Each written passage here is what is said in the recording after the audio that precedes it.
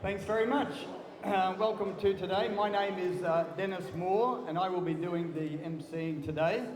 The only claim to fame I have in boxing is that my two brothers were Australian welterweight champions. And they keep telling me that all the time. Yeah, so it's no good. But I was here last year. I was fortunate to be emceeing the day last year as well. And since then I actually turned 70. How about that? Woo! Yeah. Into another decade. I love that. I love that. 70 is good. And yeah, when you're in your 70s, if you're 70 or over, and if you're happy and you know it, that means your meds have kicked in. That's true. That's true. And you know, it's great when you're getting older because we're in the high risk category. The thing is, the problem is that you know, we're all here today, which is great, and we've made it. But you know what? You know what the millennials call COVID? There's probably a few millennials here today by the looks of it. Do you know what the millennials call COVID? They call it the boomer remover. Is that harsh? That's harsh, isn't it?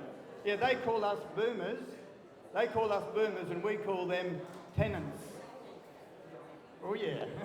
You got to get it back into them there, I reckon. But so are you all looking forward to a great fun afternoon this afternoon? Oh, 3 of you are. That's good. That's really good. Are you all looking forward to a fun afternoon? Woo! That's great. So Scott, we're going to invite Scott up here first of all. Can you come up and Scott is going to do Scott Tweedy. He's going to do the official welcome. Thanks, guys. Before we go, we're just going to start off. I would like to invite and please give a warm welcome to Tanya Schaefer for the acknowledgement of the country, please.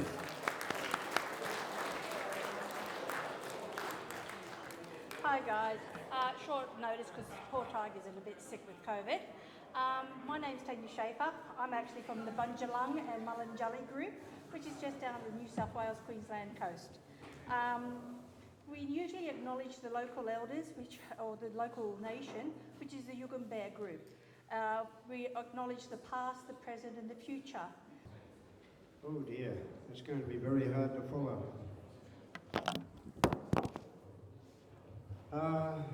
Welcome everybody. And once again, would you please give Tanya Schaefer a warm welcome. And a very, very big thank you, Tanya. Yes, there's no doubt about it, mate. The Aboriginal culture has really been steeped in the world of boxing. As we all know, particularly those over about 30, 40 years old,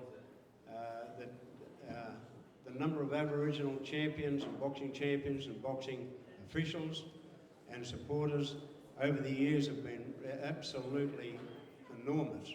And for that we thank, of course, the Aboriginal culture. Now, it is my honour and my pleasure to welcome you all here this morning and later on for this afternoon's events as well. Being the president of the association, it is with a great deal of pride that I perform this duty, and I did it last year and the year before, I think. And I've got to sort of stress that there will be funny little things happen here today. It always does. Every year there's a funny little hiccup happen, and it seems to be in these days, unfortunately, a time when we all seem to struggle together socially because of this dreaded disease that's going around, and it causes a lot of dramas and a lot of cancellations and everything like that. And we've got a lot of members here that have had to call it off today, and they can't be here because of either the COVID or other reasons, and most of them, of course. And one of the most the standout ones is Alan and Paul Moore. Alan, of course, is stuck down in Canberra. Paul has got very high regarded work commitments. Arthur Bullitt Bradley has got COVID, and there's Jane Thompson, the daughter of our patron, Murray Stafford. Jane is also the editor of our magazines that you see in front of you. She does a wonderful job, Jane, and every month she puts out the newsletter, which incidentally we intend to make even more colourful as we go. And Ethel and Gloria McQueen, and of course our long-time secretary, Frank Tiger Singh. So there's been a lot of others, and there's probably a lot of others that I've forgotten about. Peter Lambert is another one. And Peter called us recently the other day and said that he was sorry he couldn't be here. He's taken a cruise to Hawaii for a few weeks to try and get over the COVID. So the excuses that people make just to get over COVID. Now, we are blessed today. I don't like to single people out because it makes everybody else feel a little bit deficient. Well, that is not our duty. Everybody here today is a very, very dear and honoured guest of ours, and we'd like to see your faces come back again and again and again. And if you're not a member, please do sign up, and please hand over your email address to Phil on the door, because then we can contact you and stay in touch with whatever is happening. I'd like to welcome all the way from down south a very, very treasured friend of ours, Damien Membry, and his wife Carolyn. Stand up, Damien and Carolyn, wherever you are. There we are. There we are. Now, Damien is the Secretary of the Australian National Boxing Federation. He's also on the committee of the Victorian Past and Present Boxers Association, which really in turn is really what we are now, because we are all retired or past boxers. Call us what you like. And he's been in the boxing official for the last 40 odd years. And when you look at Damien, you wonder, yeah, that has got to be a lie, because he doesn't look a day over 35. But he is. He's been there for 40 odd years as a boxing official. He keeps your sport running. He helps to keep your sport running. So, ladies and gentlemen, to finalise things, I'd like to acknowledge the ladies in the kitchen for hopefully what will be a lovely meal today. I'd like to acknowledge the work and the hard work and the long lot of travelling and hours that our committee put in to organise this show each year. And we'll be meeting in August. Our next meeting is in August. And I know I'm not speaking out of school when I say this, but one of the things that I'm going to try and initiate, if I can, God willing, this year, I intend to generate what I suppose we could call a wall of fame. Now, all those dignified names you see up there on the honour board, and there's a lot of them, I'd like to start a board somewhere or another where we can display an A4 or even a little smaller portrait of each and every one of those people up there on the board, from all their contributions to the wonderful sport of boxing. And so that, say if there's a name up there, John Smith, you can look at John Smith, you can look down on the wall of fame, as we'll hopefully call it, and just look up John Smith and you'll see what he looked like, etc., etc. I think it'd be very, very interesting. I hope it goes through, but, and we've got a very, very easygoing committee, headed by, of course, our patron, Murray Stafford, Phil Cook, our secretary, our minute secretary, Tiger Singh, who was our secretary and has been for about, 160 years, I think now. There's myself, of course, Tommy Burke, who is our vice president, Steve Foster, our treasurer, and of course, Paul Moore, who can't be with us today. So we've got a very, very active and appreciative committee, and we will be doing our darndest in future years to make this event even more spectacular than what it is. I'd like to welcome you all here once again, finally, and hope that you all have a very, very enjoyable afternoon. And I congratulate the inductees on their induction. It's a hard job. We've got a lot of names that are all knocking on the door for inductionship into our Hall of Fame. And in the next, a lot of years, you'll be seeing them come up one by one. Thank you very much, everybody. Another round of applause for Scott and Tanya. Thank you, ladies and gentlemen. So today we're just going to go through a couple of inductees first of all. Then we're going to have lunch. Our first inductee and presenter. So can we please have Chris McCullen come up, please? Give Chris a big round of applause, ladies and gentlemen. And Mark Wilson.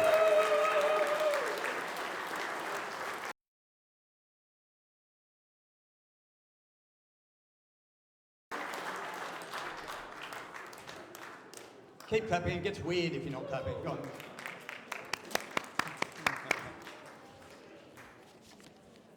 Good one, mate. Excellent. Here we go.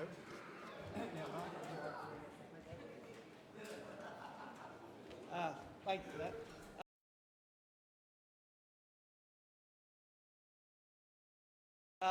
Ladies and gentlemen, just like to thank the Boxings for letting me do this presentation today to this young fella here. We go back a long way.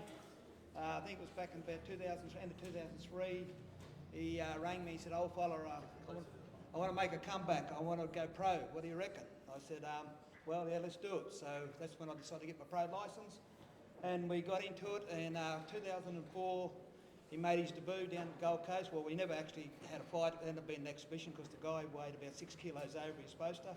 We got in and done it to help the promoter out. It should have been a fight because he done it easy. And then from then on, he went on and we had a good little career. We were backed by Angelo Di Carlo. He was a great promoter for him. I think Chris ended up having 14 fights, 12 wins, 1 loss and 1 draw. I think the draw was one of his best fights. I thought we'd done enough to win it. The loss, well, it was a bit of a shock. He got knocked down the first round, didn't even know he got knocked down. He come back and he didn't realise, but it was a good fight. Chrissy had a good career in boxing. He started late in the game. He was, I think about 22, 23 when you started boxing. He done well. He had 25, I think, amateur fights, 20 wins, 5 losses, and then into the pros. Done well. He was willing to fight anyone, but unfortunately he had bad hands, especially the right one, and he had to give it away. Then he got into, as most know, he got into the coaching side of things. He was actually coaching at the same time and trying to box. And he's done very well in his coaching career. He's coached someone, most of you know he's tied up with Anthony Mundine, the man, for most of his career. So it gives me great pleasure to induct Chrissy into the Hall of Fame. Wish you all the best, son. Thank you.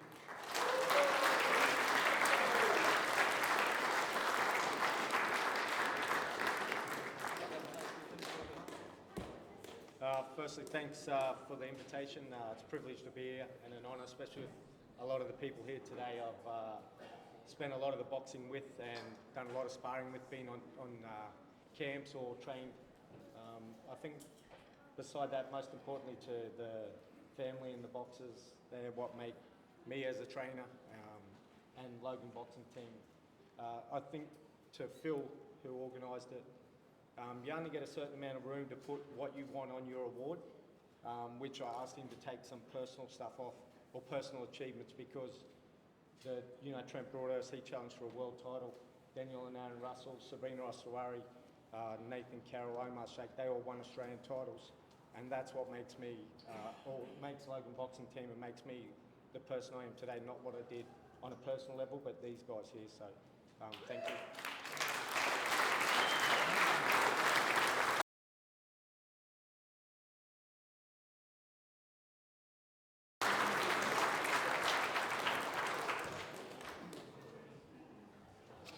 All right, another huge round of applause. Thanks, ladies and gentlemen.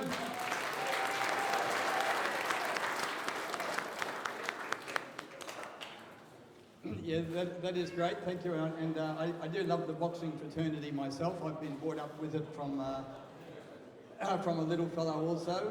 And there's friends that remain friends for life. And this will be our next inductee. If you could please put your hands together for Johnny Fuchs. Thank you. Could you please come up here, Johnny? Where are you? there he is. He's coming up here. And Scott Tweedy, could you come back up here also, please, mate?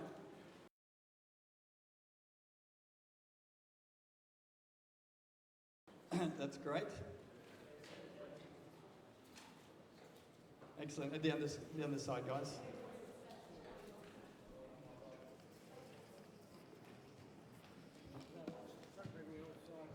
Yeah, good.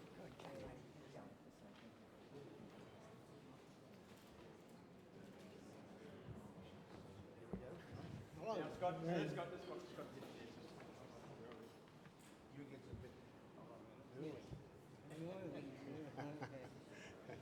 Ladies and gentlemen, yes, I'm back again, and this time it is a very, very special little piece of work I have to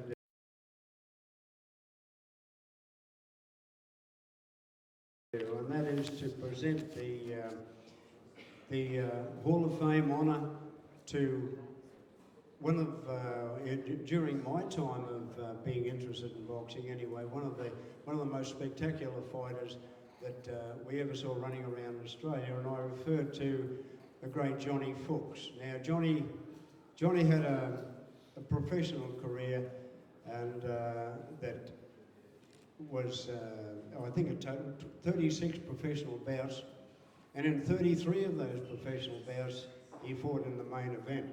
And he fought great fighters like Jeff White. He fought him a couple of times. He fought the great Arthur Bullock Bradley, I think 3 times, Johnny, didn't you? About 3 times, yeah. And he fought overseas fighters, and Norm Kid Langford, Jimmy Bell, Bobby Dolby. He fought all those boys and won a couple of Queensland titles on the way through. And all Johnny's main event fights were between Brisbane, Sydney and Melbourne in the good old days of boxing, and they were great days of boxing back in those days.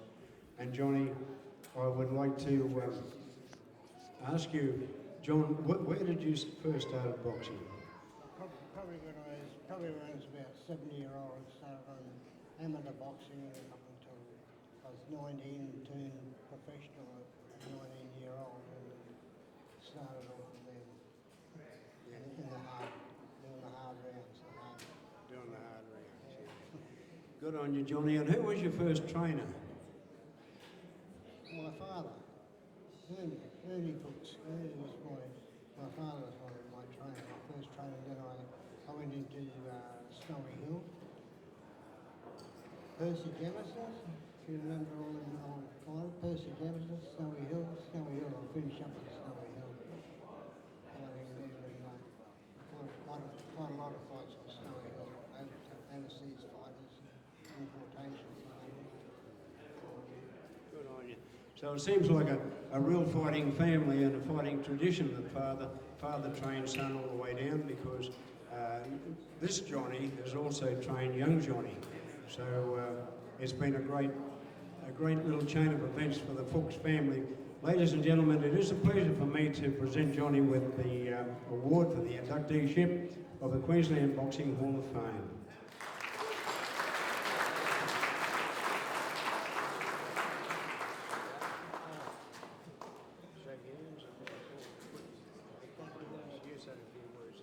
Thank you very much. This is something that it's hard to believe that it happens. And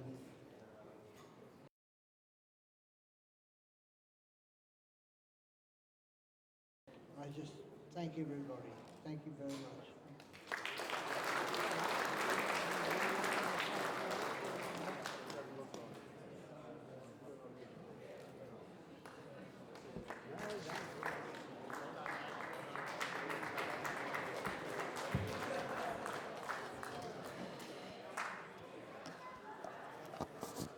Thank you, ladies and gentlemen. Another huge round of applause, please, for Johnny Fuchs.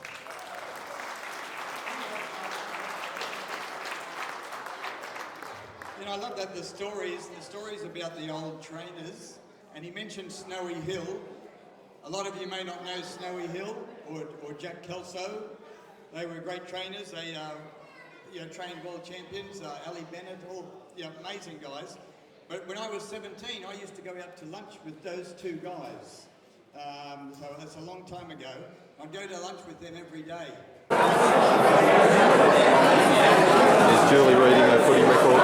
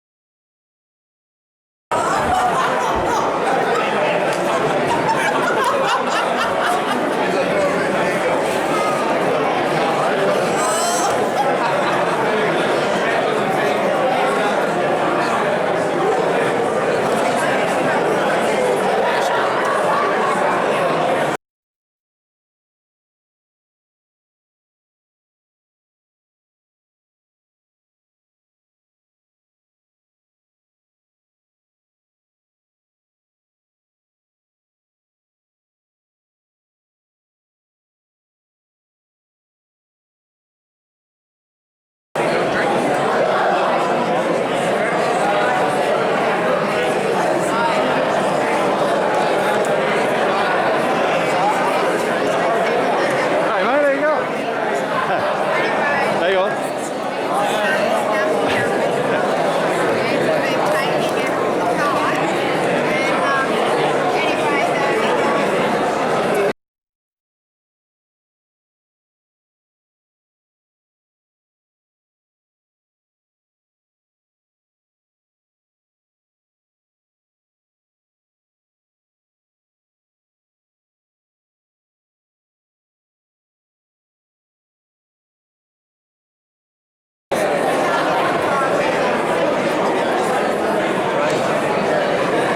You've got a lovely smile.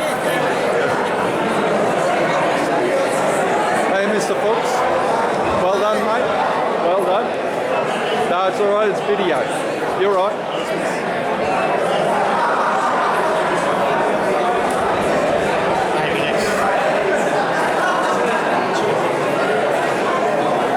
There's Phil hard at work.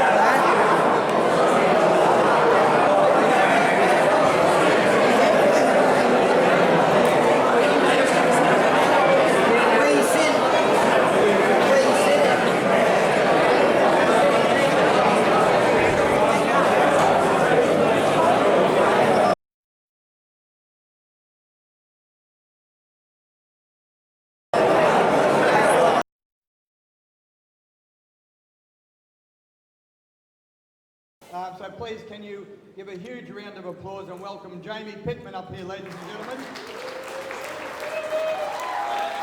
And please bring Damien Navy memories.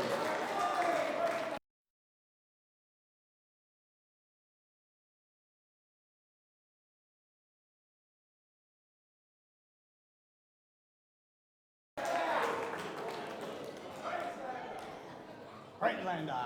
Good on you, mate. Excellent, excellent. Let this bloke get up. He's got to take the stairs. He can't jump up here. He's got to take the stairs up. Damien, thanks, mate. You take over. It's a great honour for me to introduce a man that has achieved so much in the sport of boxing. As an amateur, he represented Australia at the Commonwealth Games, reaching the quarterfinals. He then went on to represent Australia in the Olympic Games. Congratulations. Not only did he get to the Olympic Games, which is a huge honour, he captained the Australian boxing team for that event. A tremendous amateur career of 187 fights, winning 150 of them. They're great odds there. He moved on to the professional ranks and became the Australian middleweight champion of Australia. He also was able to get a number of regional belts with the WBO, the PABA and WBA. and importantly, he contested the WBA middleweight world title in Germany. What an absolute honour. I'm sure there's a number of people in this room that has helped Jamie get to that event. And I know I've been speaking to Brad McCall early today. He did help Jamie get to where he achieved in that tremendous event of getting to contest a world title. In all, he had 25 fights, 22 wins. Again, excellent odds. And now he is helping the next champions in training some fighters at the moment, which is great. I'm proud to announce that Jamie, Mr. Business Pittman, is now in the Queensland Boxing Hall of Fame.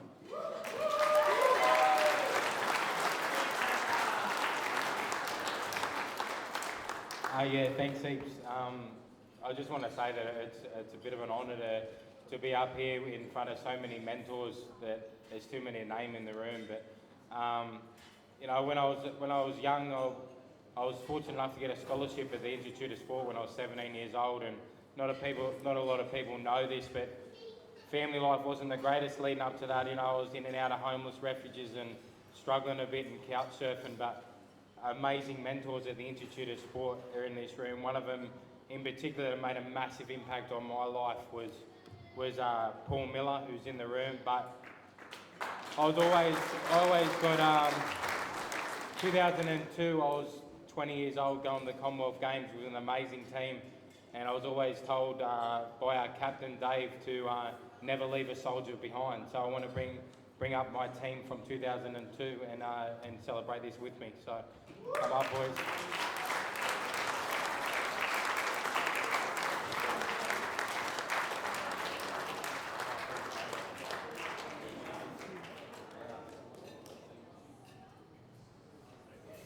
And I'll let Captain Dave say some kind words to everyone, because he always loves a chat.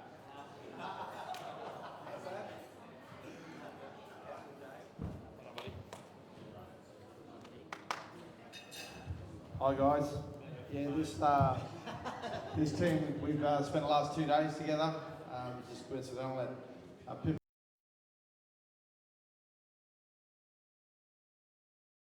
we just didn't realise he was actually Queensland, it was just hand in name. And also another one coming up who we know, but we won't mention his name. But honestly guys, we've known each other for 25, some 30 years. I was always the oldest bloke in the team. And these guys, we have a real bond, and I'll say something about Jamie. He was the kid of the team, like maybe not even the youngest, but he was always just that little kid that loved it more than anyone else. He did. Like the tracksuits meant everything to him. The representing his team meant everything to him. He loved his coach Bardo, as we all did and still do. But honestly, the excitement he had at every training session, I don't think it could be measured by any of us up here, honestly. Like, he was always that kid that was dressed up. He had the tattoos first. I'm a boxer. You know, his little cherry balls on his chest or wherever they ended up. And they weren't the only balls in the chest there a few times. But we'll leave that alone. But mate, honestly, we're proud of you, mate. It's an honour to be here with you today. And Pittman, well done, buddy. And big future ahead for the training coach.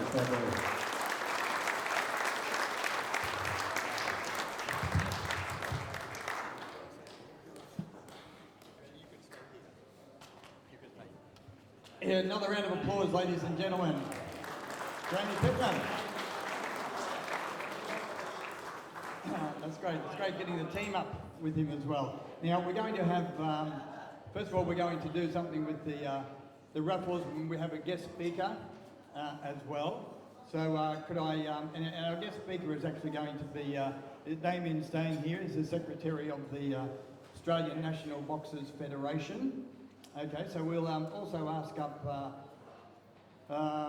where's Scott?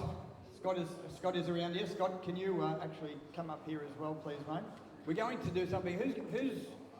Who bought raffle tickets? Anybody? Yeah? Are we ready to draw the raffle yet? No, we're not. Okay then. Well, get out there and tell them. What are you doing? Okay, so you got another chance to get raffle tickets. How lucky are you guys? God.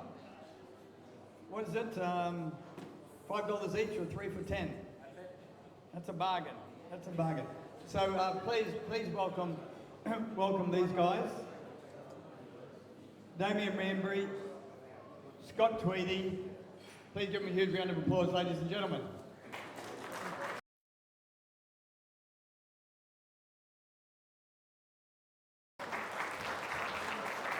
Thanks, Dennis. Just like to say that it's been a tremendous day here today, and it's great to see that the boxing industry get together, and the camaraderie that these events do create is absolutely amazing. So congratulations everybody for attending.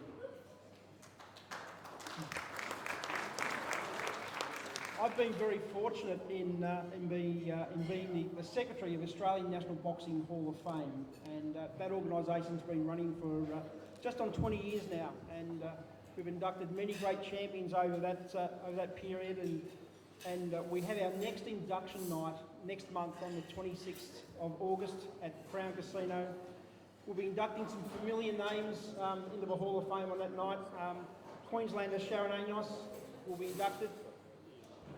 We'll also be inducting Hussey Hussain from New South Wales, and also Gary Sinclair, amongst a few others, a few older guys as well. So if you can make it down to the Hall of Fame on that, I'm sure it'll be a great night for the boxing industry.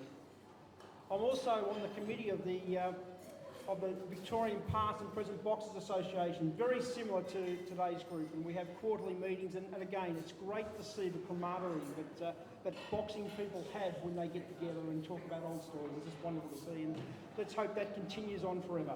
Thank you very much.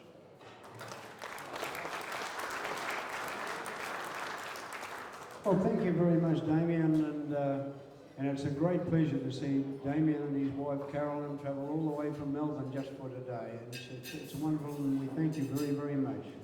And I would like to introduce you to a chap now who probably has been a little bit behind the scenes in the world of boxing lately, but we've all heard of the very, very clever Jai Opetaia. Jai, as we all know, and most of us would have seen the fight the other night, he very, very bravely won the World Light Heavyweight title. And to introduce you to his trainer, please make welcome Mark Wilson.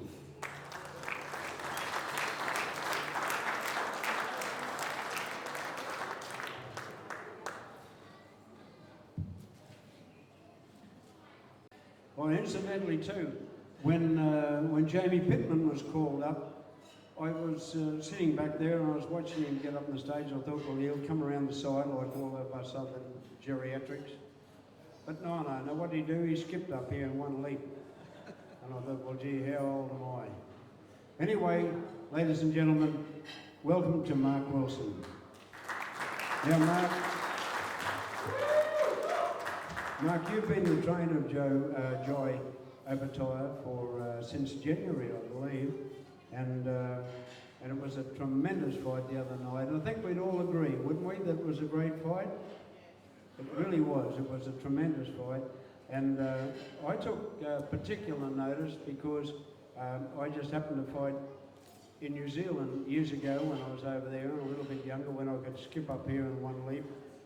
I fought Jai's grandfather, and it makes me wonder how old I really am. But anyway, his grandfather was Billy Opetaia, and he had a brother, Ralph Opetaia, and they were both very, very good middleweights, light middleweights, running around New Zealand at the time when I was over there, and I was fortunate to fight Billy. I didn't get the decision, but now I see young Jai taking over the Opetaia role. It gives me a great deal of personal pleasure, believe you me. And I'd ask Mark to offer a few words about Jai as a person, Jai as a boxer, Jai as somebody to train, and his whole personality. I'll hand you over to Mark Wilson.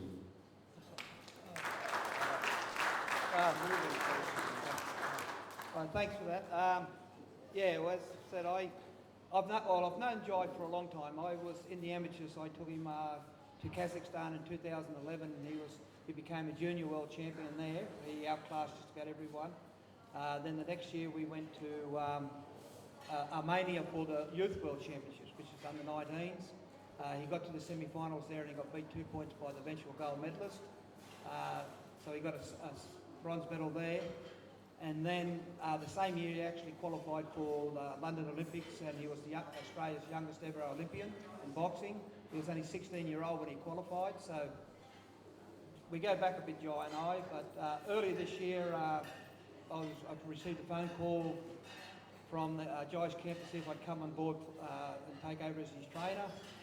And most people would jump at it, and I thought, well, I'm pretty busy what I'm doing, but because of my background with Jai, I decided I'd come on board, and basically we just renewed old relationships that we had. It was just like we hadn't separated. Jai's a terrific kid. He's a tough kid, as everyone knows now. He's vocal almost, probably with that broken jaw. But his training ethics, like I've known Jai, we used to bring him up to spar Justice Hooney, another boxer I deal with, and Jai would never be in condition. He'd always just going through the motion. He was beating everyone. But the penny dropped last year, or 18 months ago. He moved up here to Queensland, based himself on the Gold Coast, changed his whole lifestyle, there's a fitness trainer down on the Gold Coast, local Mark Matthew, that got a hold of him. He controls all of his feed, all of his fitness and strength and conditioning, and I think most of you in the game know Jai is the fittest I've ever seen him. So that allows him to be able to bring out the skill that he has and he's always had. So basically the last 5 months we just worked together day in, day out. We had a lot of setbacks leading up into that fight. Most would have heard about that he had the broken ribs, and didn't tell me about that till a week later, and we're still sparring, and then they separated, so that put us back it was only out 7 weeks with that. Most people would be still out with it. We came back, then it was trying to get back on board. We couldn't afford to put the fight back. And a fortnight out, he gets the influenza. And I thought, this is going to be the last straw. We can't, no way in the world we can get through this fight. But knowing Jai, his fortitude, how determined he was, we tried every type of treatment. We got back on track. We missed a lot of sparring, but we only missed 1 day's training. He wasn't, leading into that fight, that last fortnight, he was training under duress. He was very, people might say you should have rested him, but he didn't want to rest. He wanted to train. We were training at 9:30 at night to simulate what time he'd be fighting. And now it's all history. We got there, he got through and he created history, and it was a pleasure to be in the corner with him. I don't know how he done it. Like to carry that, like he did tell me about the jaw being, he felt the jaw go in the second round. And he didn't say a word about that because he knew I'd stop the fight if we got it in there. It was only about 40 seconds to go at the 11th round, he came out of a clinch and I saw his face was swollen. And I just said to the guys, he's got a broken jaw. Do not touch him when he comes back. We've got 1 round to go. The thought didn't stop. People asked me, why didn't you stop the fight? He had 1 round to go. He was winning easily, as most people knew. And I thought, no, I can't do this to the kid. He's only got to run and hold for that last round. He's been trained. This is what boxers train to do. They know what they've got to do when they're in trouble. And we just cleaned the blood away. He went back out there. I told him, do not engage. But if those who watched the fight would have saw that he went straight at Breeders. But then he decided, I better do what I'm told. And he moved, and now it's history. We got the decision. I said to him, we could lose that last round. We could afford to lose it and still get away with it. And now we've done it. So he's paid the price. He's got a broken jaw. He's going to be out for a long time. But I had breakfast with him on Friday, and he's just still over the moon about it all. So yeah, it's a big effort.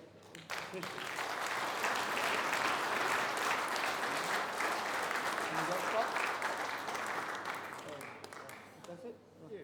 Thank you very much. No worries. Well, thank you very, very much, Mark. It was a great insight into the world of Jai Opetaia, and we only wish Mark and Jai all the very, very best for the future. I don't know how much higher you can get up the ladder than the world title for the light heavyweight, but undoubtedly whatever Mark and Jai decide to do, I feel very, very sure that on what I saw the other night, he most certainly will achieve it. I'll hand you back to Dennis, our MC. And once again, if I don't get another chance, I would like to thank each and every one of you for being here today. Unfortunately, Chris McCullum's group have to leave early because of prior commitments.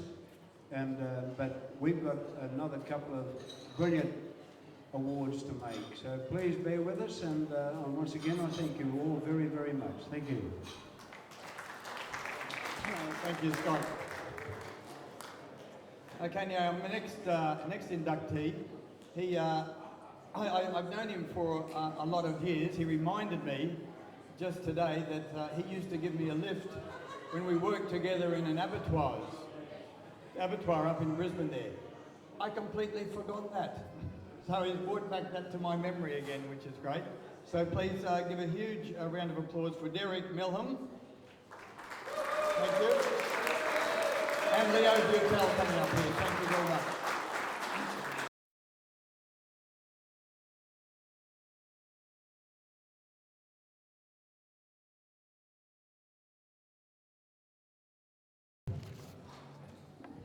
Mate, no one shares my microphone, even if he is Derek Milham. I'd just like to say firstly that not only is it my pleasure to do this induction, but it's my complete honour, because I just think Australian boxing wouldn't be where it is today if it wasn't for some of the things that this guy has done. And by the time you virtually read the magazine that they put out today and listened to Derek Milham and what he's done, I'm sure you'd agree with me. But Derek, it's my honour to do this, and into that microphone, mate, if you would just tell us how you become involved in boxing. Thanks for the kind words, Leo. I've become involved in boxing. My father used to take me to the stadium. Right.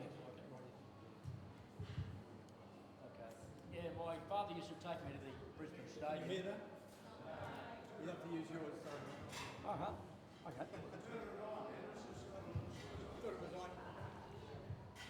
We're on? Yep. Okay. Once again, I become involved in boxing when my father used to take me to the Brisbane Stadium. And then I used to, from primary school, I went to school with a guy called Jimmy Ryan, who ended up quite a handy middleweight. And we used to go to the Woolloongabba Police Boys Club together and train. And that's about how I got involved in it. Mate, you joined the Australian National Boxing Federation in 1990. There was a bit of a schmozzle then, and mate, you virtually saved the National Boxing Federation and were virtually involved in getting it back on its feet. Just in a short story, what happened was actually that I joined the professionals in 1990 after 10 years in the amateurs, and a delegation from Queensland went down to the Australian National Boxing Federation annual general meeting, and Damien Membry would remember a fellow called Peter Bircher was the president and Frank Cool was the secretary. Anyway, I got appointed as the national secretary, and Alan Moore got appointed as the national president. And when the meeting was coming to a close, the past president Peter Birchall came over and he said, "I have some bad news for you." And I said, "What's that?" He said, "There's not enough money there to run the association for 12 months." So we had to borrow a couple of thousand off the Queensland branch of the ANBF to keep going. Mate, they were tough days, all right. Mate, there's just one trainer that virtually is a friend of Everett's, Jack Redding, and you virtually just said, how about asking me about a little story about Everett's friend Jack Remy and the WBF, the World Boxing Federation? Yeah, this continues on with the financial position with the ANBF. There was a fight in Adelaide between Lester Ellis and a fella called Rocky Berg. I know he got in the ring with green hair and it was a debacle. Ellis carried him for the first round, knocked him out of the second, but there was fights in the dressing room and in the crowd. And the next day I got a phone call from a fella called Ron Scalf, who was running the WBF. The WBF was actually started, they told me, the guy who, Larry Carrier, owned a racing track with the cars in Bristol, Tennessee. And his son wanted to be the world heavyweight champion, so he started up his own organisation. But anyway, Ron Scarf said, "What have we got to do? Will you recognise us?" I said, "Oh, there's no chance. Everything was a bit of a joke." And he said, "What do I need to do?" And I said, "Well, have a talk to Jack Rennie, who's our international coordinator, and maybe Jack can help you out." And it's the best thing that ever happened because Jack, who's one of the best administrators I've ever worked with and become a very close friend, got this guy into Asia. And there was WBF title fights all over Asia.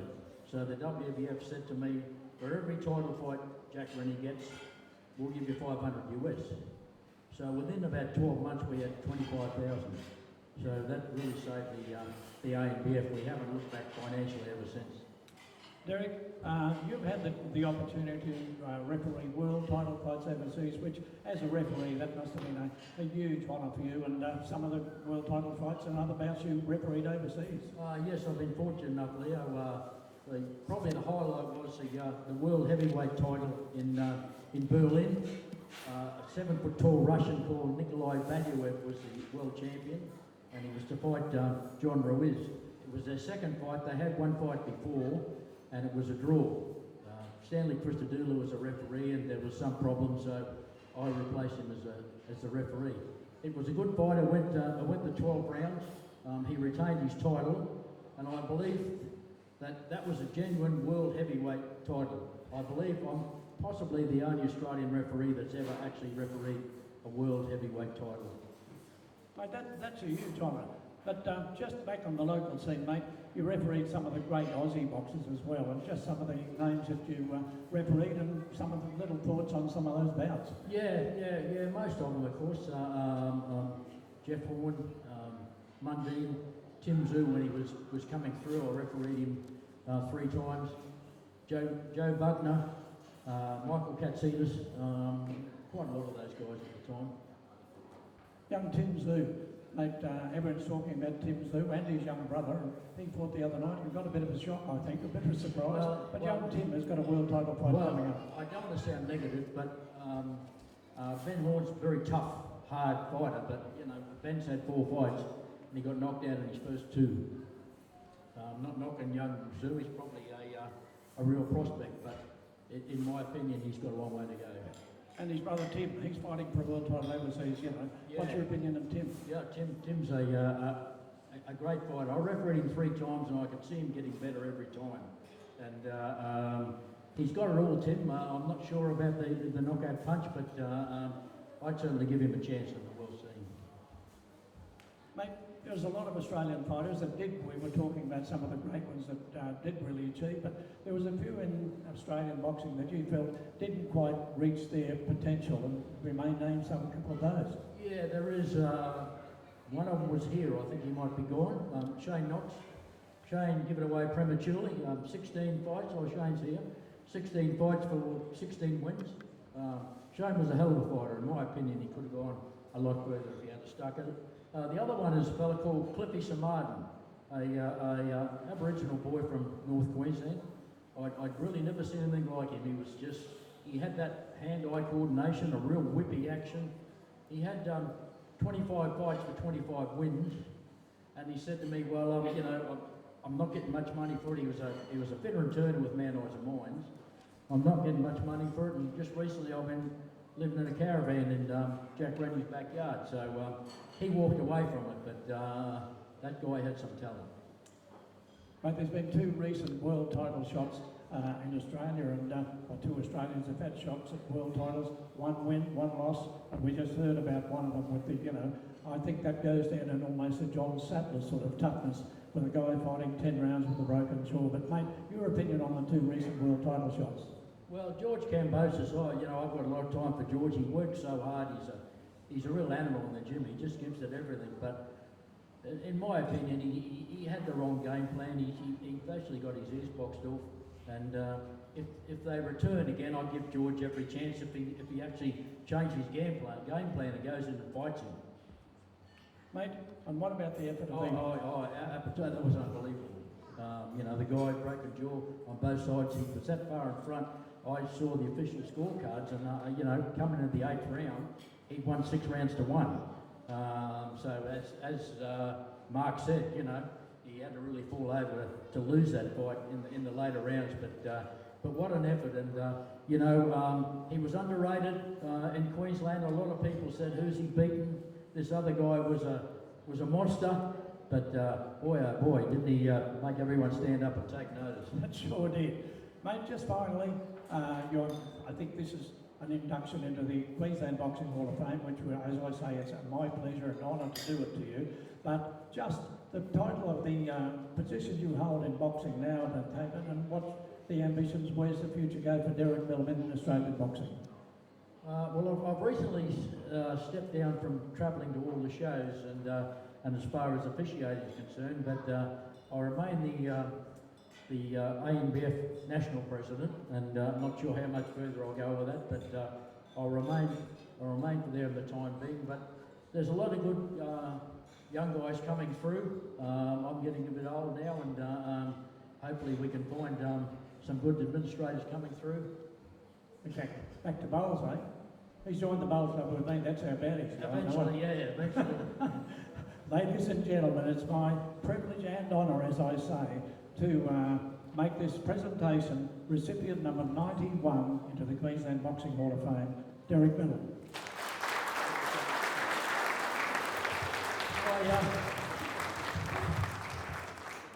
I'd just like to thank the Boxing Supporters Association. I really appreciate the recognition. You guys are doing a great job supporting the boxing industry. I'd like to thank a few people here. My beautiful wife. I'm getting all teary-eyed. My mates from the Queensland Amateur Boxing Branch, Steve, Philip, Adam, so on. Also, I'd also like to make mention, many years ago, Brad Bacali and I did a lot of good things together. We travelled, we went to conventions, and things happen, and we both not sure what happened, but I think there's a lot of innuendo coming from other people. I had a lot to do with Brad, as I have to do with all officials as far as his early training for refereeing, and I'm proud of the way he's going with the referee, and guys like Phil Austin, of course. Phil's injured at the moment, but he's a great referee. I've really enjoyed that part of my role, but I'd just like to thank all those people very much.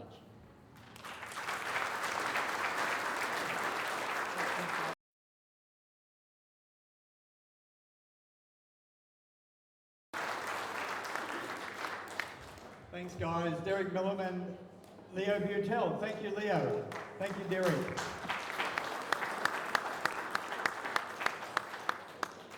But okay then, so like I was saying, yes, it is great. We do create great friendships over many years, and as it has been with Steve, I don't see him very often, but he's always, we always go back to just, where we were those many years ago.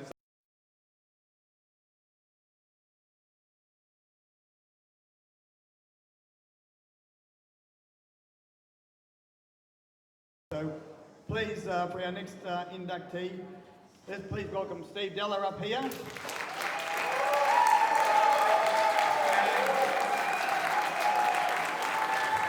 Luke is coming up to present that.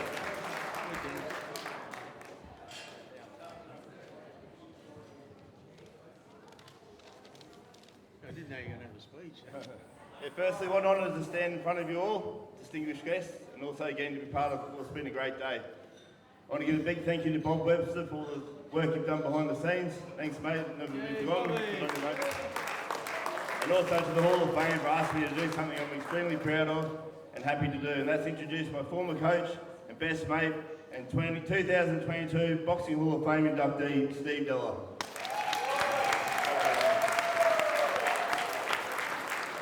I've been lucky enough to know Steve for over 30 years. Firstly as my coach through my teenage years at the Valley Police Club, and after that Steve moved to Sydney, but he was always kind enough, we stayed in touch, he'd get me down to give him a hand running his regular boxing promotions down there at Randwick and Homebush, and the Tats Club among many other venues. Upon his return, he got me off my arse and asked me to help him be his assistant and coach a boxer. The first fighter we got was the Goondiwindi Gun. He just won the raffle. James J. Giltro, who went on and won the Australian welterweight title. Steve's reputation preceded him, and soon we had a team of hungry young fighters on board, and we needed somewhere to train them.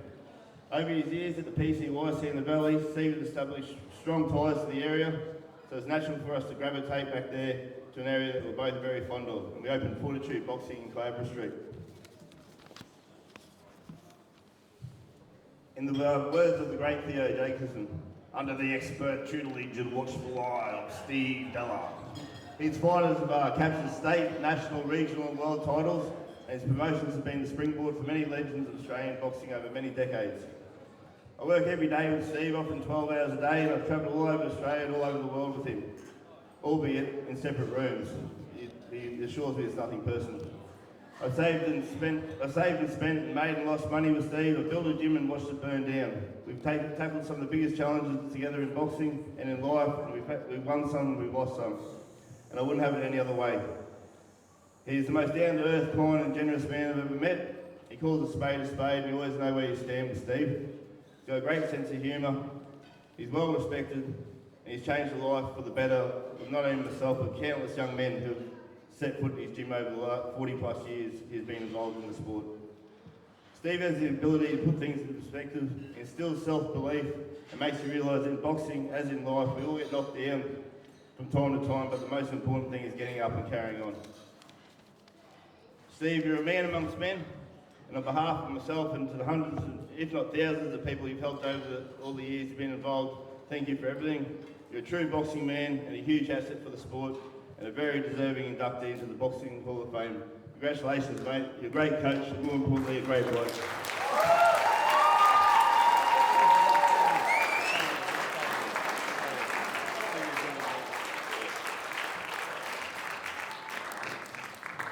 Well, it's going to be pretty hard to top that. Jesus, what I know he's going to do that. I'll rip the speech myself. But look, I've been very fortunate in boxing and in life in general. I've had a really good run. And a lot of it goes to one man that's sitting down here. Johnny, but come up here, Johnny. Get up here.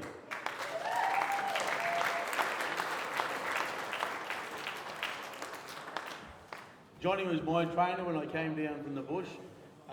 Johnny looked after me and steered me along. If it wasn't for him, Johnny, I'd probably be a sex symbol in jail now.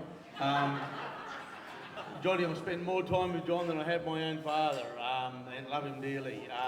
But I've been very fortunate. I've had great fighters walk into the gym. They spoke about Shane Knox. Where's he? Shane, down the back there. Shane, as Derek said, 16-0. Kid Nelson, those two boys down there are real Valley boys. Born and bred. Kid Nelson, Australian bantamweight, Australian flyweight champion, Australian super bantamweight champion, fought for a world title. You know, I could go on, and I'm going to mention a few of them. I've got Jared Fletcher there, Commonwealth Games gold medalist, fought for the world title. James Giltro, welterweight champion. Where's Paul Miller? Paul Miller, gold medal at Manchester, undefeated as a professional. Adam Copeland here, fighter of the year last year for knockouts. Geez, you can knock him out. Todd Kidd, Commonwealth Games Olympian. Django here, Australian heavyweight champion. Who else we got? Who? Hang on, we've got Shiva Mishra over here, Queensland lightweight champion. Next to him on Friday night, Fortitude was lucky to win.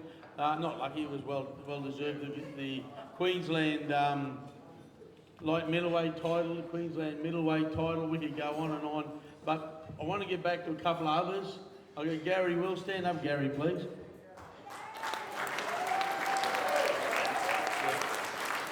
Gary Wills was the very first fighter I ever trained when John told me to get out of the gym and get set up on my own. It was time to spread wings, and I was very lucky. Gary won an amateur title, and then he won Australian OPBF titles. And next to him is his mate Sean Lipsett. Sean was with him. They both come in. They were those bodgies running around causing trouble at the time. And then we're even blessed today. There's one boy who's too much more. I could go on forever today. I've got Eric Sokolov there. Eric, pay attention. Eric Sokolov there, the Ukrainian boy that came out to Australia as a current Australian super bantamweight champion. We've got Ben Kite over here, the current Australian welterweight champion. And I can't forget Rocky Falabella over there, kid that come in, won Australian amateur title. Come into me gym and told me, my name's Gabrielle. I said, bugger off, mate, no one's called Gabrielle, not blokes. And therefore we named him Rocky because he's Italian, Rocky Falabella. I've been blessed, thank you very much. I've got a wonderful family behind me. I've got my son Greg here, daughter Bianca. Where's the banjo? He's over here. Georgie and my wife Amy, and one of the greatest Australian announcers ever was Theo Jacobs. He's getting a bit old and buggered now. I'd like to mention a few more, but you all need to get a beer in you and get home. And Mick Francis from Tasman Fighters, they're right behind our boys at the moment. Thank you very much. Thank you.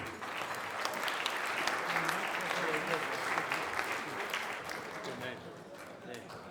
Good, Luke. Good. Great speech, mate. Oh, thanks, mate. Thank you. Get everybody over here now. Everyone, all the Fortitude boys up. So we're going to have a photo opportunity now, guys. Can you all, whoever's coming out for the photo? What? No, yeah.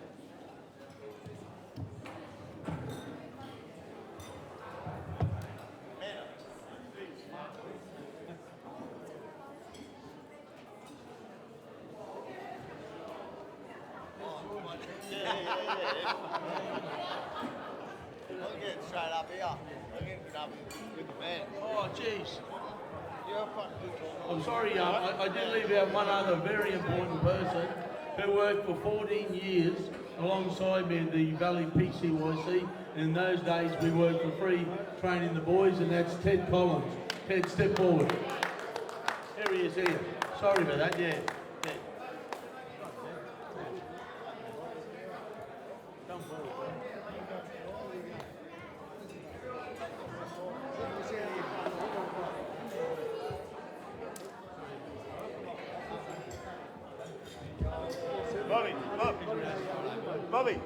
Bobby!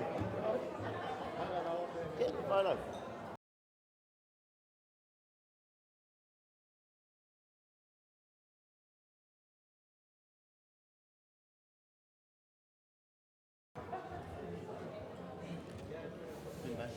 No.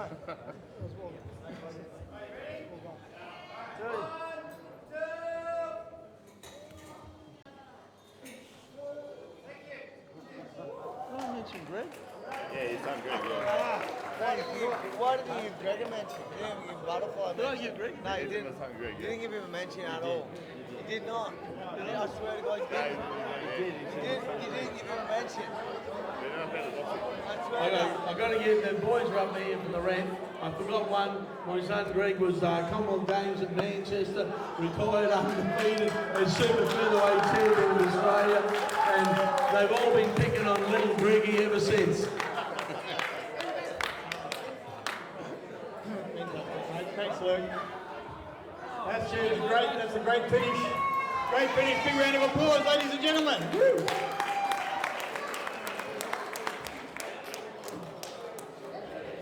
Okay, well, thank you all for coming.